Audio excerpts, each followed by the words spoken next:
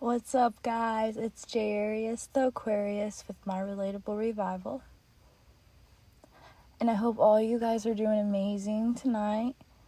I'm getting some filming in.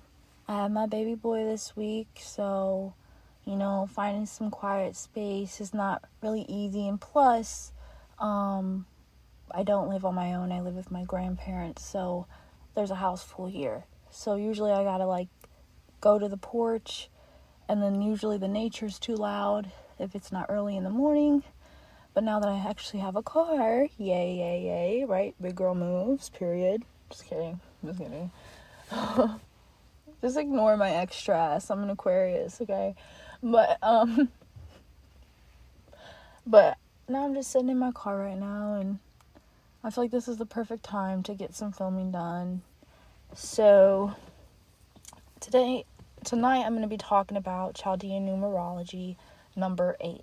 So this will also pertain to you if you were born on the 17th, the 26th, or let's say in your astrological chart or your numerological chart,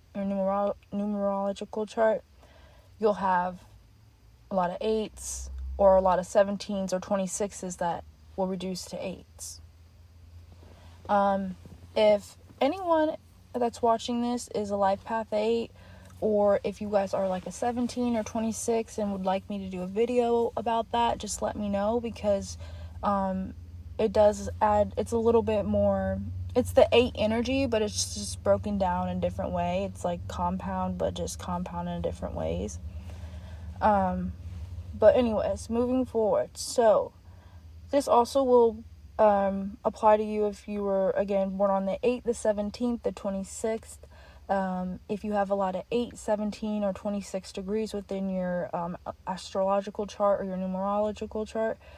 And let's say you're a life path 8 or a life path 17, 26, and then it breaks down to 8. This will apply to you. Or if you have a destiny number 8, same thing. So, 8. So just this, the picture 8, that's why I have 8 so blown up here, but it's the symbol of an affinity sign, which means eternity and for affinity. And these people can have a long-lasting impact on others. It's also it's the delta wave. It's the threshold between two worlds. It's the balance between the spiritual world and the material world is key. So, 8 people, they're ruled by Saturn. People under the influence of 8 can have very difficult lives that may seem very karmic or fated. Or if these people are not at a higher vibration, the 8s are really going to have it rough. Because Saturn, he just don't play. He don't play about his kids, okay? And he don't play with his kids either. So, but 8, it comes with a lot of power too, and great responsibility. And again, a lot of life path number 8s, celebrities who have passed on, and I have an example at the end, which I'm excited to get into because I'm fangirling about her right now. But a lot of life path number 8s are legendary. They're remembered, or they're really recognized for what they did and who they were after they died. So, the strengths. So, the strengths of the number 8. So, the lighter manifestations would be they have a strong moral compass, they can be warm, self-assured, and that naturally rubs off on other people because they have such a powerful presence and a powerful personality. They will be characterized by the people around them as very honest and loyal people, and these people have a very direct path. So in a higher vibration for a number 8, it's probably they're not worried about you or what you think about them or what you got going on, which is idea, right? And all number 8s have an unconventional path that is near and dear to their karma, traumas, and dramas. So, number 8 is good for money and business work and the business matters. Number 8, you could just notice, like, okay, like, let's say if you don't end up being, if you're not born into money, or if you don't end up, growing up and becoming self-sufficient yourself, which that's very common, you'll notice that if you need money, it may take like a day or so, you'll get that money. But with that 8 and that Saturn influence, it's like, what did you have to do to get that money? You know what I'm saying? So, like, number 8 is good for money, but it's just like, how are you getting that money? So, number 8s are very courageous, resilient, and ambitious in a high vibration. They're very self-reliant and prosperous at very young ages even. They have very high IQs. Again, they have very powerful personalities. So, high vibrational, like number 8, they won't abuse their power. They'll actually use their power to try to influence people in, a better direction. So they're very disciplined. They're your truth tellers. High vibrational number 8 will understand the give and take of life. They love to share, and they're charitable with their abundance. They're about integrity. And then high vibrational number 8 will have a good balance of spirituality, practicality, and materialism within their life. They will have formed that. So some weaknesses that come with the number 8 energy is materialism. These people can tend to be very materialistic. They can have a sense of entitlement, a need for control. They can be money hungry, domineering, unrealistic expectations and standards of others around them and their loved ones, being very intolerant and dogmatic, being unforgiving. These are your types to hold grudges. They can be very melancholy and depressive and prone to depression.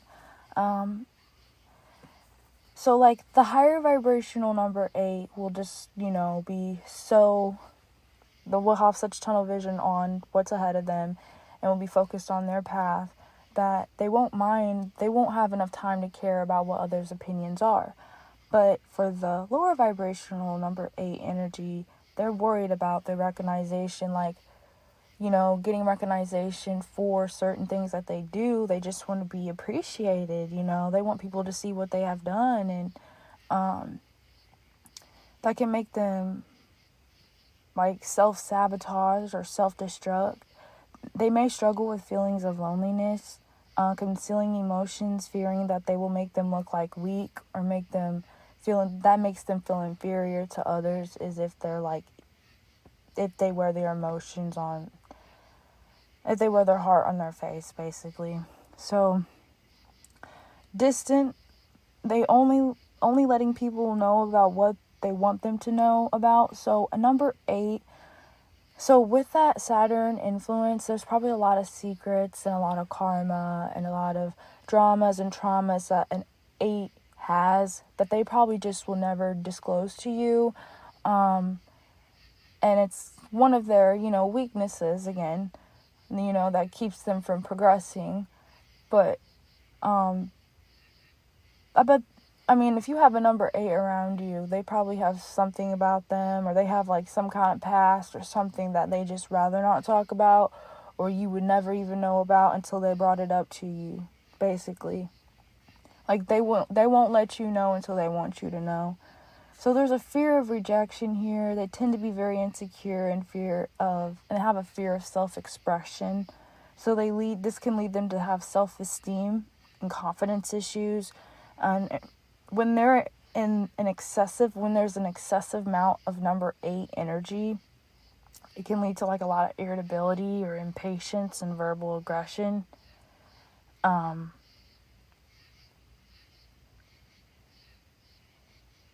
So someone that I love dearly to my heart, that has inspired me, the first time I heard her album, Back to Black, I was instantly blown away.